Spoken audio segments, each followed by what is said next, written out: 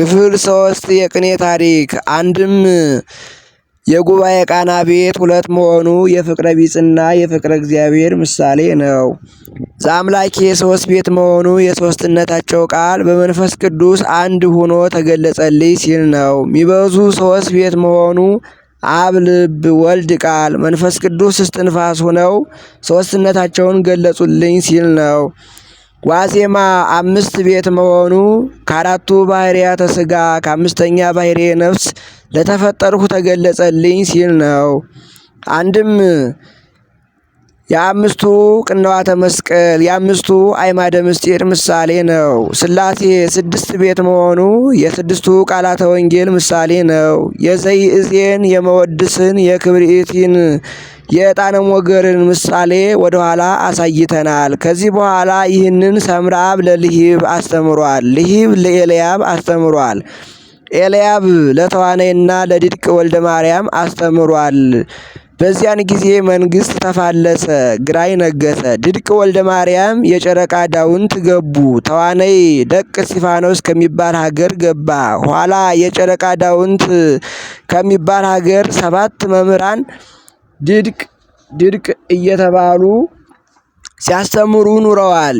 ተዋናይም ሲወጣ ቅኔን ይዞ አገባቡን አጥፍቶ ወጣ። የጎንጁ አገባብ ማነሱ እርባ ቅምር አለመኖሩ ስለዚህ ነው። አባቱም ሞቱ። እሱም ከእንግዲህ ወዲያ ከወንድሜ አልጠይቅም ብሎ ትቶታል። ድድቅ ወልደ ማርያም ግን ከሰው አልተለዩም ነበርና አገባብና እርባ ቅምር ይዘው ተገኝተዋል። በሰባተኛው ድድቅ ጊዜ ጉባኤ ሰፍቷል። ከዚህ በኋላ 7 አዋጅና 7 አገባብ 7 እርባ ቅምር ተነግረዋል።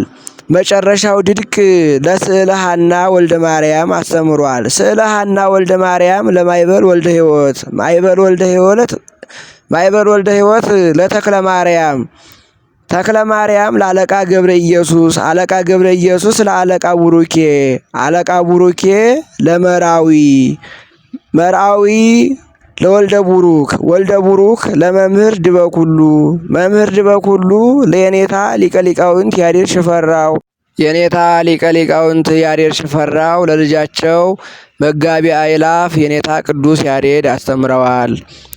ልጃቸው መጋቢ አእላፍ የኔታ ቅዱስ ያሬድ ለእኛ አስተምረውናል። አሁንም እያስተማሩ ይገኛሉ። የቅኔ ታሪክ እንግዲህ አባቶቻችን እንዳቆዩን ትውፊቱን ሳይለቅ እስከዚህ ድረስ ነው ማለት ነው። አሁንም ድረስ እስካሉበት ድረስ ከጥንት ካጀማመሩ ጀምረን እስካሁን ድረስ እስካሉ መምህራኖች ድረስ በሰፊው ይህን ይመስላል ማለት ነው።